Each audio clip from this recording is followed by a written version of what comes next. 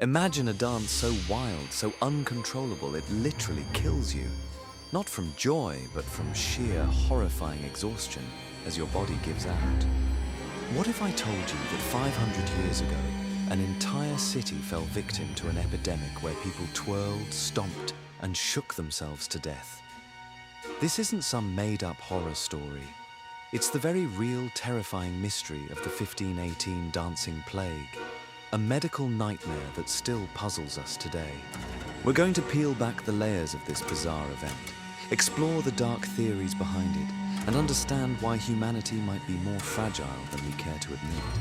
Our story begins in July 1518, in the bustling city of Strasbourg, then part of the Holy Roman Empire in what is now France. A woman, known only as Frau Troffea, stepped into the street and began to dance.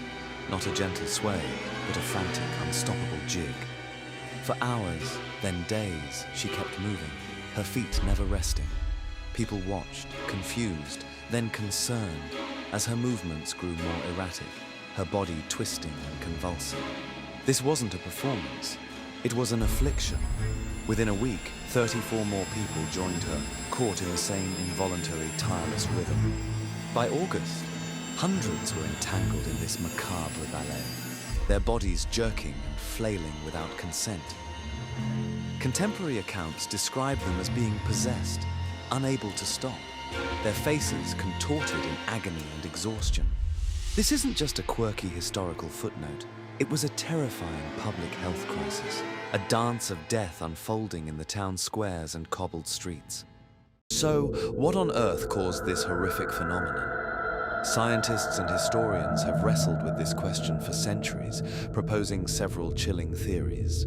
One of the most popular is mass psychogenic illness, often called mass hysteria. Imagine a whole community under immense stress, where fear and anxiety become so overwhelming that they physically manifest in bizarre ways. Strasbourg in 1518 was a powder keg of misery. Famine was rampant, disease like smallpox and syphilis were common, and the region had suffered through terrible harvests and floods. People were starving, sick, and terrified of divine punishment.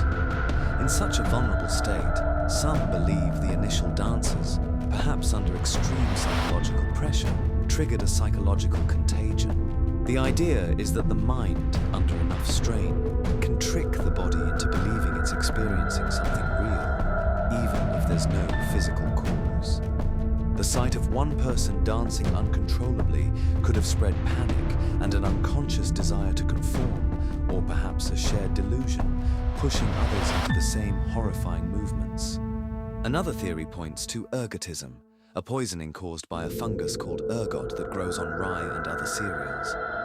This fungus contains chemicals similar to LSD, and ingesting it can cause convulsions, hallucinations, and painful muscle spasms, a condition historically known as St. Anthony's fire. While ergotism can certainly cause bizarre behavior, the continuous, sustained dancing without other common ergot symptoms, like gangrene or extreme burning sensations, makes it less likely to be the sole cause for all victims. However, it's possible that a small number of early cases were ergotism, which then triggered a mass psychogenic response in others.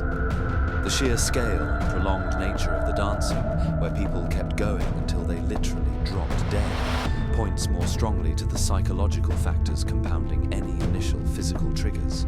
What makes this story even more disturbing is how the local authorities reacted. You might expect them to quarantine the afflicted or seek medical treatment, but 16th century Strasbourg officials made a gravely mistaken decision. Instead of trying to stop the dancing, they encouraged it, believing the dancers were possessed and needed to dance it out to recover, or perhaps following a superstitious belief that only more dancing could cure them.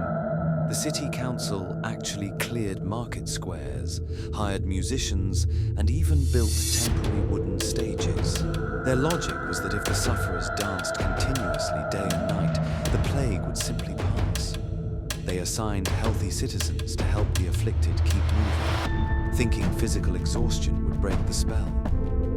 They believed this bizarre therapy would drain the hot blood from the body, which was thought to be the root of the problem. Instead, this tragically misguided intervention only fueled the epidemic, turning public spaces into a spectacle of human suffering and encouraging more people, perhaps suggestible and anxious, to join the dance.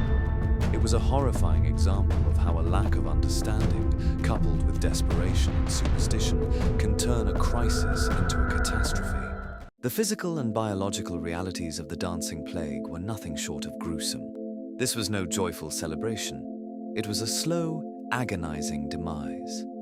People danced until their feet bled, their limbs swelled, and their bodies gave out. Without rest, without proper food or water, their vital organs began to fail.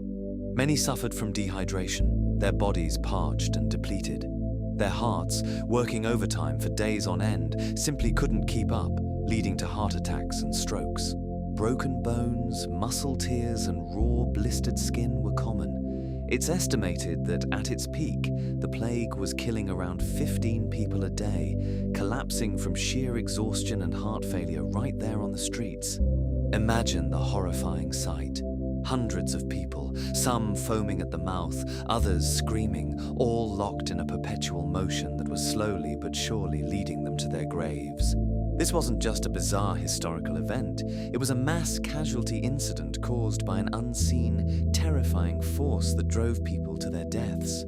Today, events like the Dancing Plague are incredibly rare, at least in their extreme historical form. While isolated incidents of mass psychogenic illness still occur, often in schools or workplaces, they rarely involve the same level of sustained physical distress or fatalities. The diminishing prevalence is likely due to several factors: better public health knowledge, less widespread famine and disease, improved medical understanding of mental health, and the rapid spread of accurate information through modern communication. We are less susceptible to mass panic and superstition, and more likely to attribute unusual symptoms to known causes, even if psychological. Yet, the 1518 Dancing Plague remains a chilling reminder of humanity's hidden vulnerabilities, showing us just how powerful the mind, especially a collective mind, can be, for better or, in this case, for terrifyingly worse. It's a stark, unsettling look at how easily our reality can be warped, and how fragile the line between sanity and absolute terror truly is. If you saw hundreds of people dancing to their deaths, would you have run away, or do you think you would have been pulled into the trance? Thanks for watching this video. And don't forget to subscribe and share your thought on comment section.